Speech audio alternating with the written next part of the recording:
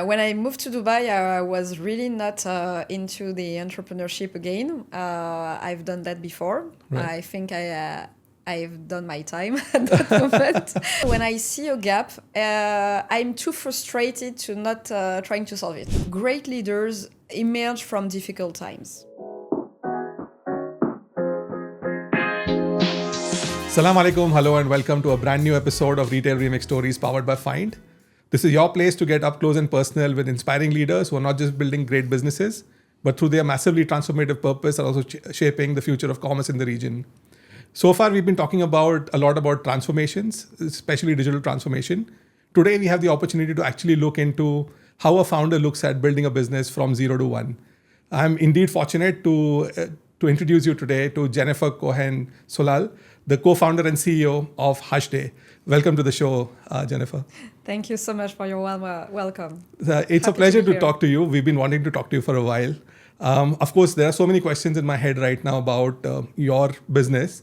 But before that, our listeners really are keen to know Jennifer a bit more, right? So would love to hear your story, your growing up days, where were you born, where were you raised? Any key influences in your childhood that have shaped you to be the person you are today? Wow, what a program. Okay. I'm French, if you didn't notice it with my accent yet. I couldn't make it out if you didn't tell me. Yeah. I grew up in Paris and I moved to Dubai 3 years ago because I fell in love in the city and the lifestyle. So no professional project at first. I was working for many brands and we just fell in love with the family and decided to move. I've been... So you were here like for a holiday and you liked the place? Or? Yes, exactly. Wow. We discovered Dubai during COVID, actually. Amazing. It was a bit, let's say, a bit sad. And in Paris, we had a lockdown, everything. And we discovered a city where everybody was free. And we continue living like we want, etc. And we're like... You have the sun, you have the freedom, you have the safety. Oh, amazing. And awesome. It's so dynamic. Nice. So, yeah, we just loved it and prepare our plan to move. This is going to be one of my favorite Dubai stories now.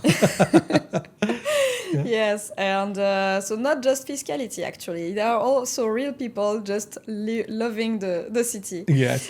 And I grew up in Paris. I've worked for more than 15 years in the marketing and e-commerce industry. If I have to step back, I would say that I served brands for 15 years, actually, across different sectors, because I began my career by helping brands building their e-commerce and managing their e-commerce like you do at the beginning. Because if you remember, 15 years ago, it was really not something companies have internally. So they were externalizing it. And this is what I did. I helped them managing communication, developing traffic acquisition, customer retention. I've worked after in something very original, but in restructuration as well. Wow. Okay. So I worked for many brands and company to navigate through crisis and relaunch plan and how to go back to profitability. And now we are building the missing infrastructure of the off-price market. So it's a huge project. But at the end, I just realized that while I'm speaking, I've been always motivated by one thing. It's to be useful to brands. Oh, amazing. That's a great starting point. I think I'll quickly jump into our conversation on your brand because that's something that's very, very interesting. You are building a paradox of sorts, right? You're talking off-price and luxury in the same breath. Yes. And it is challenging on both sides. So one is the customer's point of view, but tell me more about the brand side. How do brands perceive, an off-price channel for them to sell? And how are you kind of navigating that challenge with them? That's an excellent question because this is the exact reason of the existence of HushDay. In all over the world, in Europe, in US, it's a very mature market. The off-price infrastructure exists and brands can manage their excess inventory pretty easily. But here in the region, there is no category leader and there is no infrastructure at all. Brands, they all have excess inventory. They all have dormant inventory. 20% of collection remains unsold at the end of the season. So we are talking about 3 billion per year generated of excess inventory. So that's in the region only. In the region, in the GCC. In the GCC only. Okay. And brands they have a choice, not an amazing choice, but they had a choice between destroying the value, destroying the goods, or destroying their image by selling on parallel market, gray markets. Right. So they have to make a choice, because when you do public discount, indeed, you destroy the long-term image. Right. Of course, you drive some revenue and it improves the P&L, but on the long term, you kill your full price strategy. So they were really, let's say, stuck between those two choices. And in the same time, you have consumers in the region that are more price sensitive than we think. They are also aware of the price gap between the region and the rest of the world, between, right. for example, here and Europe and US. Right. And they are not looking just for cheap product. They are looking for smarter access and exclusivity and good deals. Right. So we just put them together, we connect them, and what we offer to brands is a full service. We are offering an off-price strategy. We are the off-price experts. So just to be clear for the people who are listening to us, when a product arrives in store, it's full price, it goes on sale, etc., and then it goes back to the warehouse. And when we apply discount, or when it's let's say past collection, archive, this is what we call the off-price strategy. So it's all the unsold item, the contrary of the full price. Right. And so we are serving the brands in different ways. We organize private sales to members, either online or offline. We organize also their staff sales when they just want to sell to their employee, right. and nobody else, to keep it very discreet. So this right. is the case for luxury brands. We also help them with export clearing, right. If they want to export in abroad. Right. We help them in inventory analysis, valorization of those products, sample sales, customer returns valorization. So everything about the dormant inventory, we are here to monetize it and turn it into cash. Right. Basically. Amazing. And what are the starting point of this? I know that you worked for very large brands, right? And you've been in the luxury space, like you said, in Paris.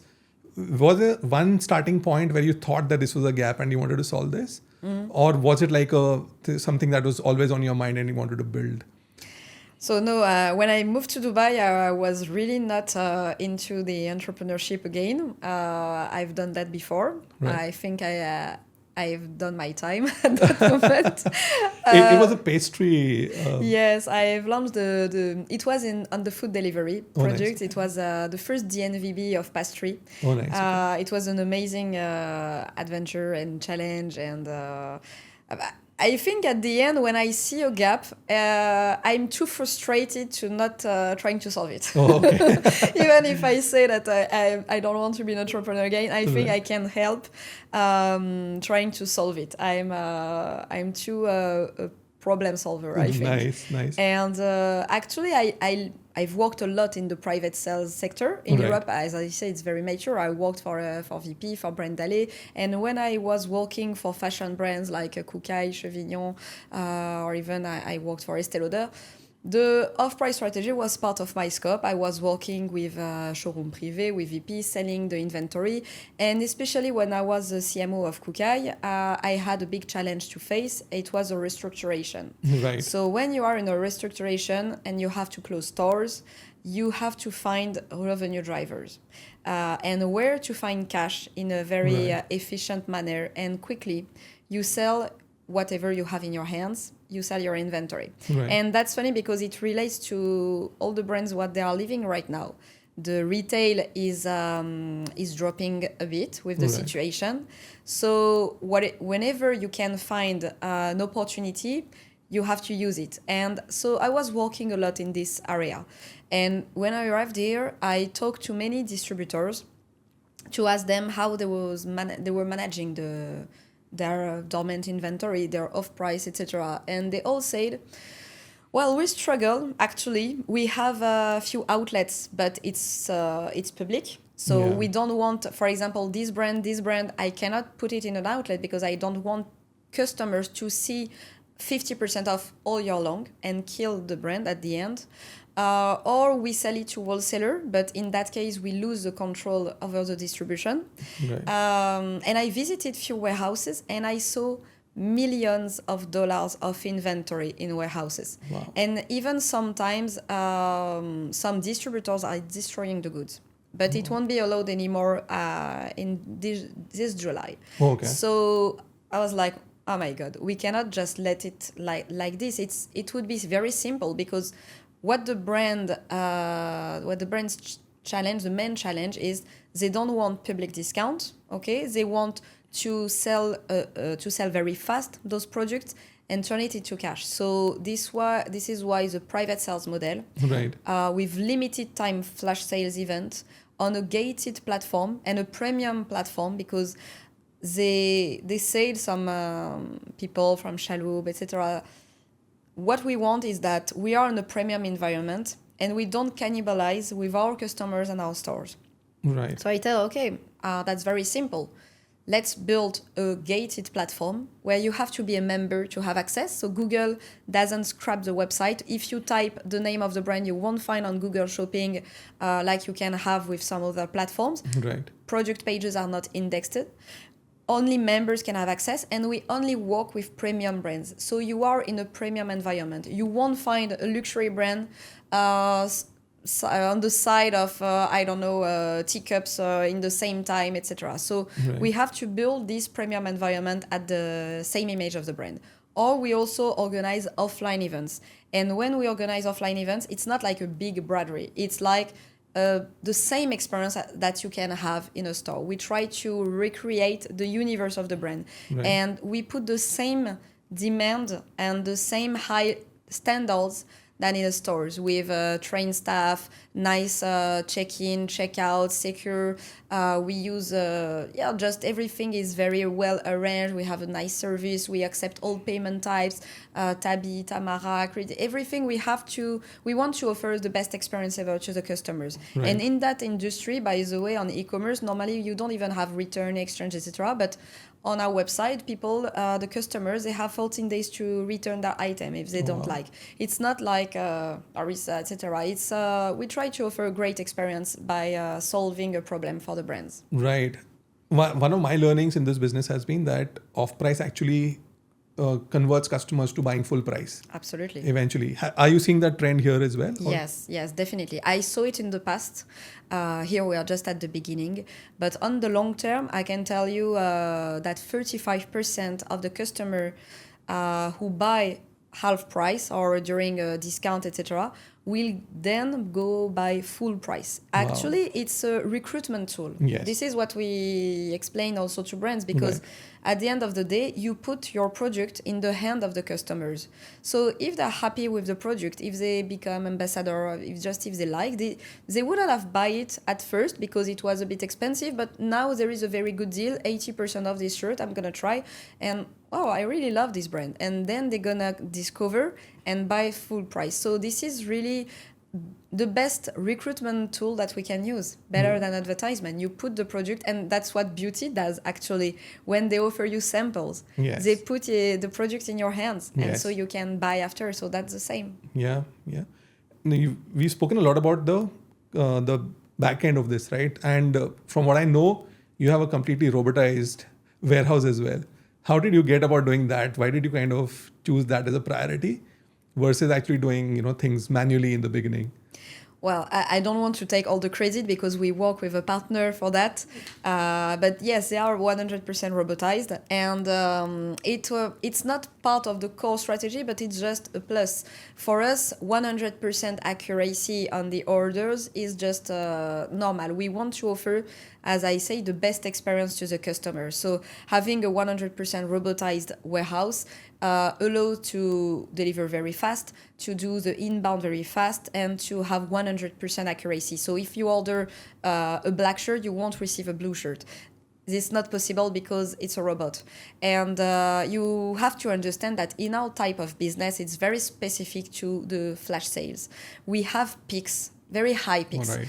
And we're going to have, for example, 0 product for few days.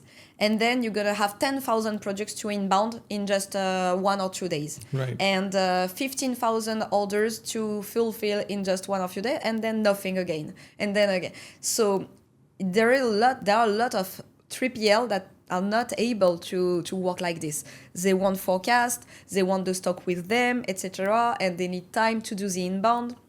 So we had to work with very agile and flexible 3PL to adapt to this private sales Right. model that was not well known here. Wow.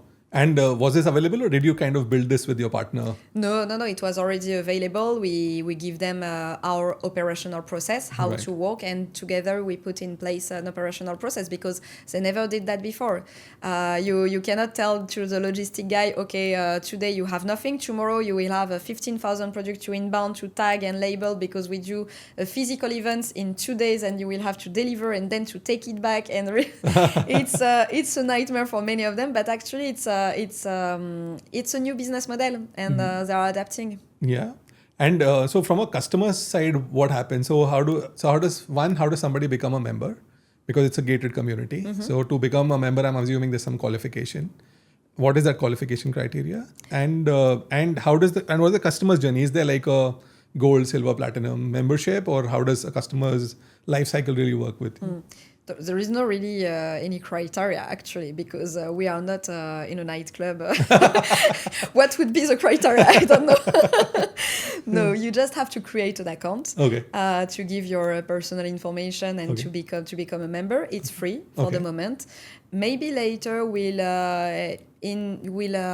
include a freemium and a premium membership, Right. because people are asking more and more exclusive access. So we are already offering an exclusive access through private sales. Right. But what's funny is that even if our members have exclusive access to private sale, the best customers, they want to have access even before the other members, or they want to have even other discounts. So this is clearly something that we can and we plan to launch later, Right. because we have members and we have ambassadors.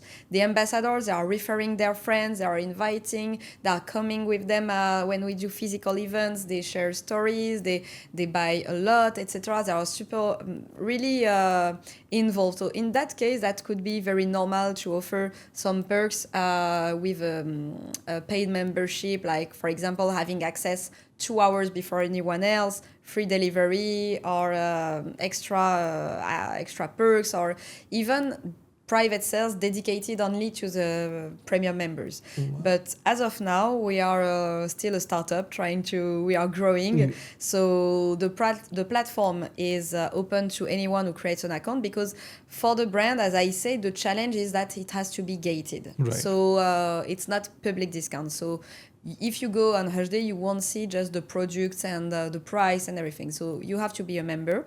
And yes, on the customer journey, every week we have a new private sale. We communicate through email, WhatsApp, etc., and it lasts between 3 to 5 days maximum. When it's a physical event, they have to download their invitation to get the QR code, because at the entrance we will scan the QR code and it's only accessible with this QR code to have access. They shop and they get delivered. We have 2 types of private sale. Either the stock is already in the UAE and they get next day delivery, or if the stock is abroad. For example, we did a private sale with a stock that is in France, and in that case they will have maybe 8 days delivery, things like that. But on the customer point of view, if I have to put it in a nutshell, I would say they have access to the most desirable brands for premium and luxury at a discount between 60 to 80% off. And it's usually brands that are not on sale, and they product from just the last season or things like that. We are on a very different positioning as big outlets that you can see. So we are really offering the contrary that customers are used to, actually. Now, if you see how the retail is evolving and how the e-commerce is evolving, by the way, people are used to get more choice, unlimited quantities, next day delivery, always faster, cheaper, etc. And we do exactly the contrary. Wow. We only work on limited time, limited quantities, only accessible to members, so not everyone has access, and you have to be a bit patient to have your order. It will be between 2 to 5 days, or sometimes when for physical events you even have to do the queue to have access for a private sale, a very private sale. I cannot tell the name because it was confidential. There Right. was more than 1 hour queue. Oh, So this is exactly the contrary of the convenience. It's the desirability that The we exclusivity recreate. that you bring, yeah. Scarcity. It's a Yeah. different model. Like you have to deserve HushDay experience, and you have to be a bit patient because you have amazing deals at the end and amazing gratification. But you move from instant gratification to deserved gratification, I would say. Yeah, and I think that's the ladder that people want to climb, right? So I think great points. This is really a masterclass. I'm learning so much new today. I think so we've spoken about how customers interact with the brand, but from a delivery perspective, do they get the products delivered to home? Is that like a white glove service? How does that work? Classic e-commerce. We have amazing new packaging, by the way, on production. But yeah, they receive everything at home. We offer the delivery. For now, it's only in UAE, and we'll open cross-border delivery to the whole GCC within a few weeks. Nice. They receive at home with a service. They are contacted by WhatsApp. If they want to return the item, we send the driver to their home to collect the item, and they are refunded. We have a customer support available 5 days a week, etc. So it's like really a premium experience that we want to offer. And classical e-commerce, there is nothing very, let's say, different from a perspective, but we want it to be very premium and built on high standards. Right. You've built a few businesses now already, right? And you built one in Paris and you built one here. And I believe you've also raised capital, etc. Right? So tell us about that journey. How difficult is it? And how do you kind of go about approaching your first round of, say, seed funding? And how did you kind of manage that in a new market, right? Because you were essentially new to the region, right? So how was that experience? Yes, for sure. You arrive in a new country with a new idea, a new business, and trying to raise funds when you don't know anybody. That can be scary, for sure. But if you're scared, don't be an entrepreneur, honestly. That's the first thing. I think I had a so strong conviction and the right team, because I'm not alone. Actually, I have amazing partner. I have Jean, my partner, who is in charge of the commercial and operation, who was at Carrefour before in best negotiator. We have an amazing technical CTO. We have an amazing team. So first of all, I'm not alone. We have all of us together. Now we are 7. We have a very strong network. But I began, that's true, by raising funds before the opening of HushDay. And it was, by strength of conviction, networking. I'm part of a lot of networks, so it helps to meet a lot of people. But I would say the key is to talk to as many people as possible, because either you got some very valuable insight, or you can have great connection, or you can follow an investor. Yeah. And at first, I never found investor by looking for an investor. It's only through connection and through, wow, you're building something very strong, I'm believing in it. Because I only raised for now with business angels and angel investors.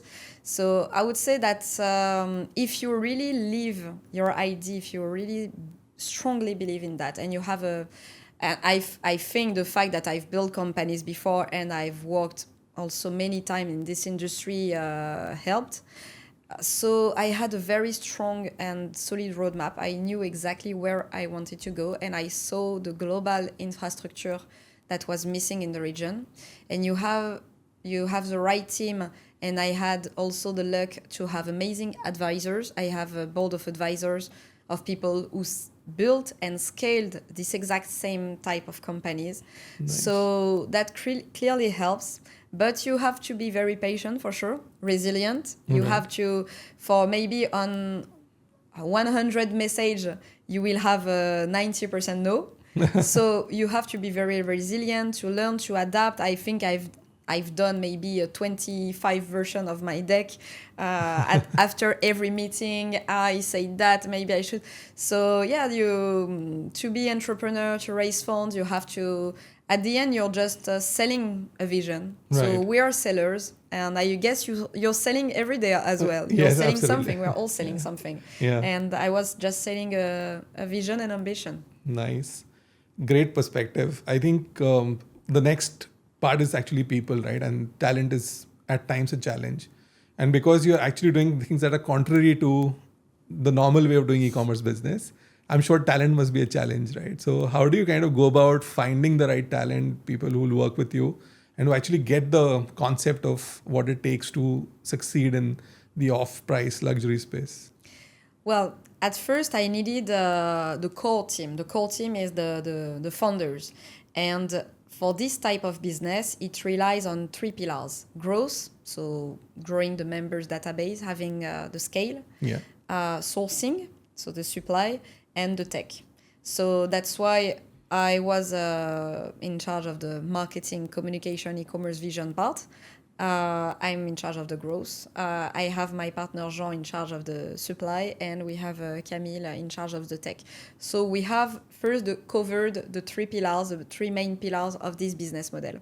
And then how I recruited talent. Actually, I never recruited anyone. It was always based on meetings, and most of the time we couldn't afford those people. But we keep maintaining the relationship, and whenever we were ready, we said, okay, now we would like to work together. This is what happened with a lot of people. And for my partners, it was... for Jean, it was really like I needed someone who handled the sourcing and brand relationship, and he was in procurement for many years. We were friends before, and he said, I love what you're building, let's do it. And he quit his job and joined me full time. That's very important also. We are both of us keen in the game. And same for Camille, he loved the vision. He said, okay, I totally get it. I understand where you go, and I join you. And for the other member of the team, it was always following a meeting. I love their energy, their idea, and their skills. And whenever I could or afford or the time was right, I sent them an offer to join us. Wonderful. So there's like a core team, and then there's everybody who works around them. Yes. Amazing.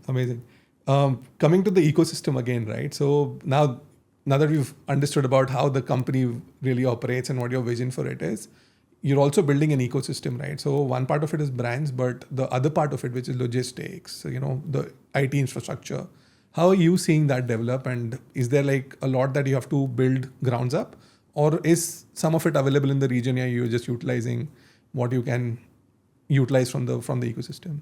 So clearly we are not a logistics company. So we work with reliable partners for the fulfillment and last mile delivery and things like that. This is not where we are the best at. And it happens just for the story. One time we did a physical private sale, and we delivered the good directly to the venue. And we spent 24 hours tagging projects like that. And we were like, oh, we have to go faster. And if my partners, and especially Deepu, hear that, he will remember that. I said at some point, stop. We are going all wrong. We are not a logistic company. This is not where we are good at. And this is not where we want to put the resources on. So I really rely on strong partners for this type of thing. Our expertise is the off-price, is customer recruitment, is the monetization and valorization of the inventory. So how do I see this infrastructure? It's depending on different verticals. And it's not like just building brick by brick. It's added naturally when we have a need from the brand, because again, we are serving the brand. And just a few days ago, at first we were really focusing on the private sale and excess inventory, and we received an inventory of samples because at the beginning of the season, every brand, they have to buy sample. And then what do they do after that? Nothing. And so we're like, okay, we can also take care of samples. And then we had also a request of customer returns that are not sellable anymore because it's the past collection products are not online anymore. What do we do with that? Right. Okay, we think. So we add verticals alongside as long as we serve the brand, and it's part of the full infrastructure and ecosystem. So we build this layer based on the data we have and the intelligence around the off-price market. So when I say intelligence, I'm meaning technical intelligence. And we are not like the smartest people on earth, but we are good on the off-price. So we know how to turn this inventory into value. So we have we work on different steps. So every time it's based on an inventory. We receive an inventory and we use our tools, our AI tools, to analyze it very quickly, to valorize it. Okay, what is the depth, what is the season, male, female, size coverage, etc. And we send a strategic offer to the brand, and the strategy also, the global strategy, we say. So either we do a private sales, or maybe we should do a physical event, or mixed brands, etc., or online event, or staff sale, etc. We organize a plan. Sometimes the inventory is huge. We cannot do it once, but we don't want to do a private sale every month because we want to preserve the brand integrity. Right. So we'll say, okay, let's do a first private sale in January and then another one in June or in November or something like that. And then the returns, either we send it back to you or we take care of it. We sell it in this country where you don't have any restriction in a discreet way, or we can also organize a future event in 2 or 3 months to deplete the rest, and you can add fresh inventory, etc. So we really build this infrastructure according to that. And then we add new service, inventory analysis. For example, sometimes brands, they don't even know what they have in their warehouse. Wow. So they want to work with us, but they have old inventories. They don't even know in what stage. And you know, so just yesterday, I have a brand who told me I received, 10,000 pieces from my stores. They all put it in damaged product. Oh. We did a random check, and 50% were actually in perfect good condition, but they send it to damage, and I have a damaged pile of products that are perfectly fine. Actually. So this is also a service we can provide. We can do the quality check and the valorization. If a product is damaged or no, what do we do with that, etc. So this is a full service and full turnkey solution. And we also organize the staff sales for the company. So until now, they were organizing some staff sale by sending Excel file, or someone in the office is okay to manage it, but it defocuses the teams, and it's generally a chaos, and there are some abuse, etc. And we built a tech platform to manage the staff sales very easily. So every company can manage it per country, per group of employee, booking slots, managing the quota, the allowance per employee, etc. And in a very controlled and secured way. This is part of the same service again, the off-price strategy. Wonderful. I'm really inspired by the conversation, because your understanding is at every level is very, very deep, right? So you understand not just the width, but also the depth of the business. And you're always looking for where more can I add value to the ecosystem, right? So, and I think that's a great point for anybody who's looking to start up. I think understanding the entire value chain, going step by step into figuring out what it will take for you to succeed across your operation. I think that's a great point. Also, I'm very, very thankful you're kind of having this conversation. Coming to the next set of things, right? So the next 5 years are going to be where you're going to kind of really scale up the business, right? Outside of markets, you would expand to markets, you would probably add categories. But outside of these, what do you see as like key trends that are going to really shape the way HushDay is going to grow along with the ecosystem? Well, it's a long-term vision. I don't know. We don't know what to expect within the next 5-10 years. But of course, there is the geographical expansion, as you say, the new verticals. For example, today we do only fashion, accessories, beauty, but we'll integrate leisure, travel. We can do anything because as long as even a hotel can have unsold inventory. Right. So we are able to manage all that. So we'll have new verticals. But what I see is that we are building a data layer, an intelligence layer to a very old business model, actually. Right. Because based on our historical data plus AI, we are able to anticipate and predict the sell-through on different collection. And what I think the mission of HushDay will be in the future to provide this intelligence and this data to company to valorize their inventory, to predict the sell-through, to have the best sell-through and strategy when they do their procurement and everything. So maybe even in advance, they won't call us, they will have a tool, they upload their inventory and it analyzes and it says, okay, you have to do this and that. Because we know now with our tools, for example, a shirt, at what price you have to put it if you want to sell it within 2 days. And this is a kind of data we could monetize and become more a SaaS platform and giving again the control back to the brand. To the brand. Either we are operator or we are enabling the brand to manage it in autonomy. Nice. And do you see such companies coming up already, or somebody that you'd want to follow, or you think this is going to be something that you're going to build again from?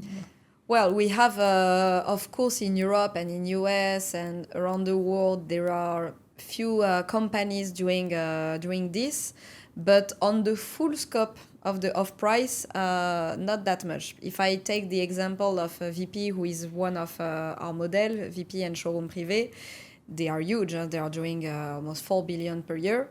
They do only online private sale. They don't do physical events, etc. The one that is doing the physical events in France, it's called Arletty, and you have also Eclipse Sample Sale in US or things like that. They don't do this infrastructure, the tech infrastructure behind that. So we are really in the middle of different things that have worked, because what we are doing is building a business model that exists since 25 years old, but for 2026 and for the GCC market. So no one has done it exactly this way. We took what works best, right. and we are always serving the brands. Again, we are a B2B company, B2B2C. Right. First, we serve the brands, we answer their need, and we propose a strategy. And of course, at the end, we deliver the customer and we take care of the customer. But so our service will evolve according to the brand challenges. But we try to anticipate and offer them solutions before they think about it. Wow, amazing. Awesome. I think that's about most of the questions I had around your sphere of work. But going back to the personal side of things, right? So from a leadership perspective, how do you approach, your strategy? Because you work, say, like you said, you work on the growth side of things, and then you have great partners who are enabled on the other side of the business. But eventually, being the CEO, everything lies with you, right? So how do you kind of balance out some of those pressures when they would rise, right? So from a leader's perspective, how easy or difficult does it become to kind of, sometimes you have to nudge, sometimes you have to push. How do you manage it? Not sure I'm managing well, actually. Honesty is the right thing. I'm 100% of the time under pressure, actually. It's a difficult question because honestly, again, entrepreneurship is hard. And I think great leaders emerge from difficult times. It's if you only worked when things go very well, and I think everybody can do a nice job when things go well. Yes. Navigating within difficult times, when you run out of time, run out of money, run out of team, resources, everything. This is where you have to be very creative.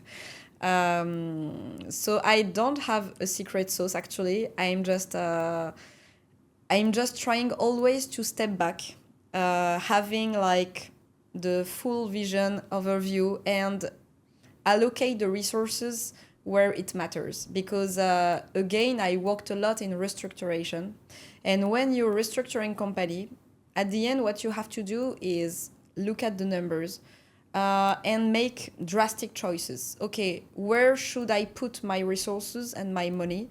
And where should we stop because it only drives problem or it's just I don't know, it's not profitable enough. We have to go to profitability, everything. So I think I've done this exercise so many times that I have a vision like, the 80%, 20%, that most of the time, 80% of the revenue relies on 20% of your client. There is always a rule of 80-20 in anything, like 80% of the time you will dedicate something will drive us. It's always working. So if I don't know who am I to give advice, but if I have to give an advice, and this is how I work and how I manage, I try always to step back and prioritize. We cannot do everything, for sure.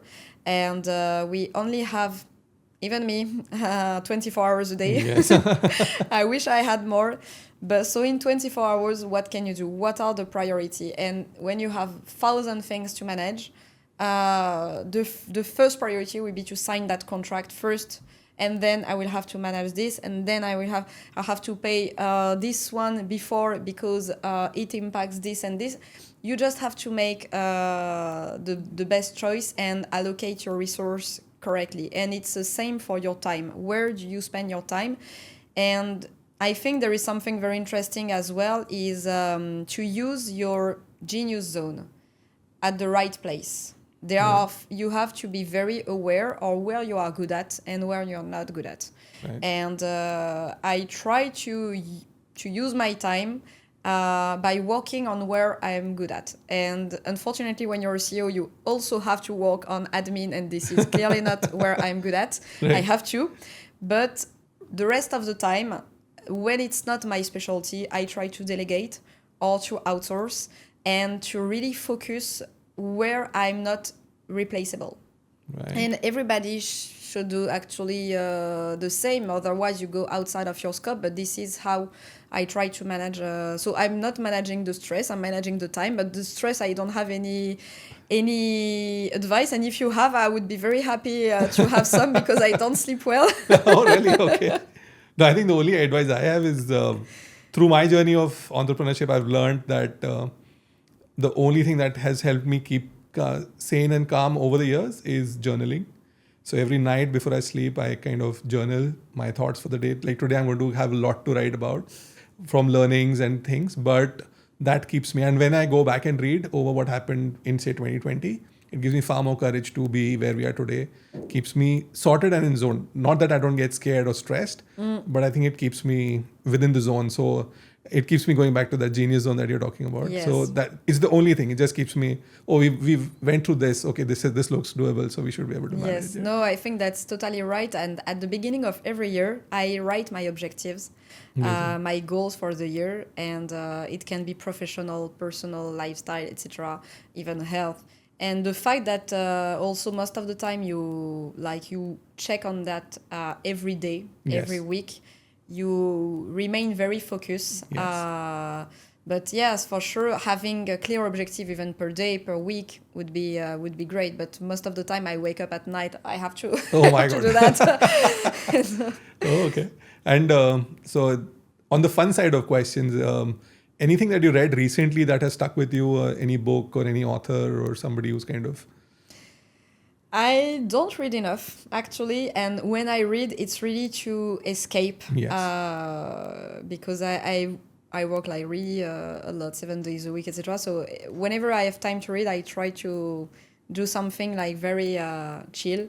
But where I try to grow and to learn is through podcast, maybe through this podcast. But I love to listen to Mathieu Stéphanie. It's called Génération Do It Yourself, and listening to inspiring journeys, especially people who bootstrapped or who went through difficult time. And then even Meta, if you remember, a few years ago, they fired 20,000 people, and then now they're again at profitability. It's really inspiring how to recover, I'm very inspired by journeys like that. So, but I listen mostly into podcasts or YouTube video interviews. And every time I meet someone that I try to meet also a lot of people of CEO, managing director, etc. before I listen to what they say, and I'm getting inspired ask quite a lot of questions. And I love developing my network. Just here is how I see the market, and I'm very admirative of what you did. I would love to have your feedbacks, and I do that almost every day. I reach out to people in the same space, in the retail, in the tech, etc. And this is how you build a network. I would love your insight and your perspective on that matter. And you grow just like that with that kind of conversation. Amazing. I'm sure this episode is going to be one of those journeys which is going to inspire some other people. And even if we can inspire a few other people in their entrepreneurship journey, I think that's going to be a great place to be.